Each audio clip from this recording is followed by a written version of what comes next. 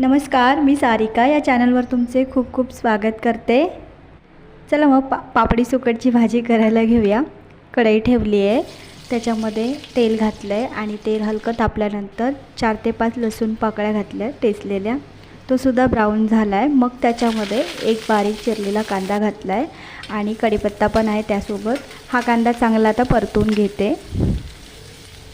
कांदा हलका लाल होत आलेला आहे, त्याच्यामध्ये मग आता पापडी घालायची। ही पाव किलो पापडी आहे, मी चांगली स्वच्छ धुवून तोडून घेतलेली आहे आणि आता ही पापडी तेलामध्ये छान परतवायची।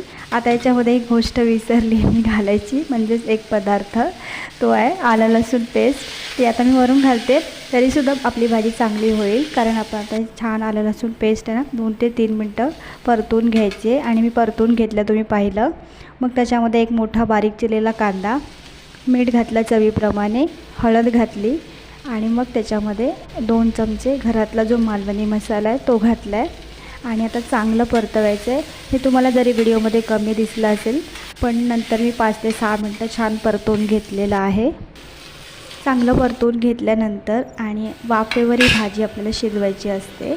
आता याच्यामध्ये ना थोडीशी सुकट आहे, ती भाजली मी चांगली आणि पाण्यामध्ये ठेवली, स्वच्छ धुवून घेतली, मग त्याच्यामध्ये घातलेली आहे। आता ही सुद्धा सुकट याच्यातच चांगली छान परतून घ्यायची आणि अजिबात पाणी घालायचं नाही आहे। झाकण ठेवायचं 1-2 ते 3 मिनटासाठी आणि चांगली वाफ लावून घ्यायची आणि पुन्हा एकदा झाकण मी काढलं आहे, फक्त 2 मिनटं झाकण ठेवलेलं आणि छान मिक्स करायचं आहे। चांगलं मिक्स करून घ्यायचं, परत एकदा झाकण ठेवायचे, पापडी शिजवून घ्यायची चांगली।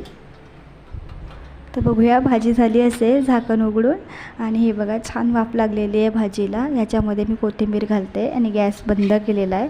कोथिंबीर चांगली मिक्स करून घ्यायची आहे आणि बघा मस्त झाली ही पापडी सुकटची भाजी। व्हिडिओ आवडला तर नक्की लाईक करा, चॅनल तुम्ही सबस्क्राईब करून घ्या आणि तुम्ही जर केली नसेल अशी भाजी तर नक्की करून बघा, फक्त वाफेवर शिजवलेली आहे। तर चला भेटूया नवीन व्हिडिओमध्ये, धन्यवाद।